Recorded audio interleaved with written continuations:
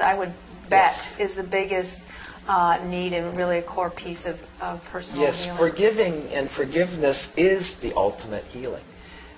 Everything in life, really, if you want to get to the bottom of healing, period, you can go straight to forgiveness, and that's the ultimate healing. And no matter what route you take, you can start with medicine, you can start with surgery, you can start with herbs, you can start with massage, you can start with anything. But ultimately, when you really get down to the healing itself,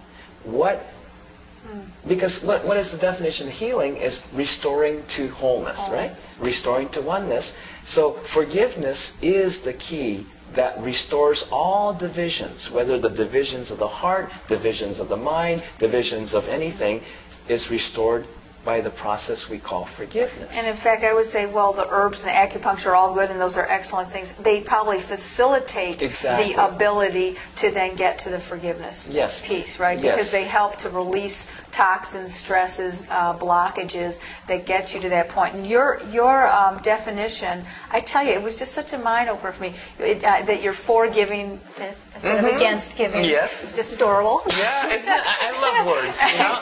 And I especially love words that really tell you that you don't need a dictionary, because the word tells you what it means. And what you said about it was giving to the life within that person, giving to the life within them, and so that you're seeing you're validating the spirit that is within that other person, not the jerk that they're acting like, or the particular bad behavior or their mood or something, but really holding that space and vision or the energy for the spirit that's within them, which is the truth.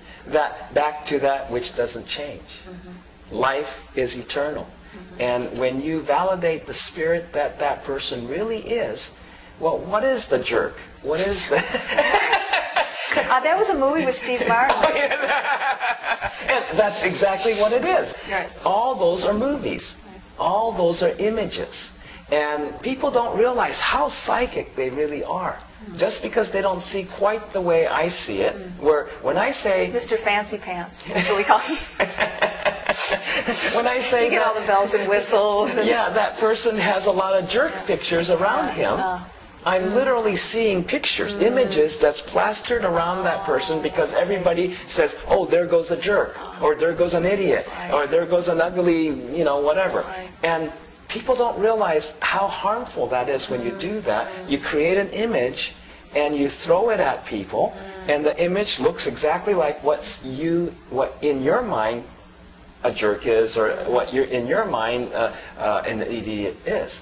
And so then the difference is, when I see that, I can see the difference between a person who has I'm an idiot sitting in front of their face, and I can tell that person really feels like I'm an idiot.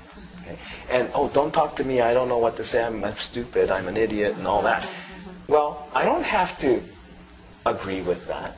Right? I can look past that and to see the real person who's behind that image. I found that the two things in there, that piece and the validating someone else, just in a couple of instances over the past week, a couple different people were going through things, just stepping into validation with them. Unbelievable, the shift in people. Yes. I know we really covered a lot with your book, and I'm wondering if there's anything else that you just would like to, in conclusion, share, or that we haven't so far, and just with our lovely LA audience. We're scratching the tip of the surface, tip of the iceberg, and really currently in this world there's such turbulence, and that turbulence that we all see and experience and hear about and feel out in the world isn't a bad thing.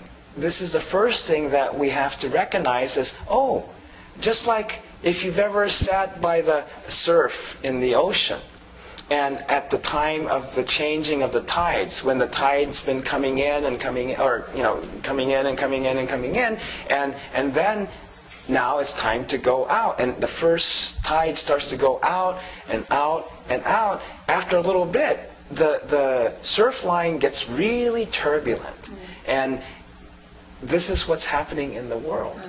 the tidal currents of human consciousness is changing.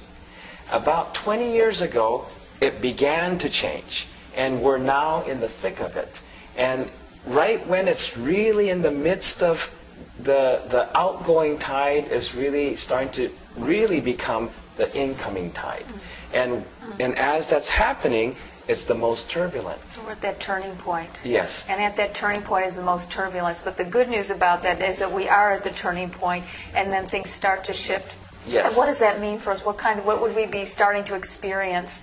Well, first, what the shift is that there's more souls, human souls, now incarnated in this world, who are at least looking within, looking toward spirit, looking toward that which is, looking toward the infinite for the truth, for their answers, and for how to act and what to do.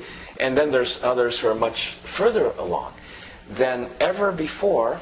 And so the balance of power, so to speak, of consciousness has shifted to the inner. Okay? And what the inner means is this is the homeward bound leg of the whole journey of the soul.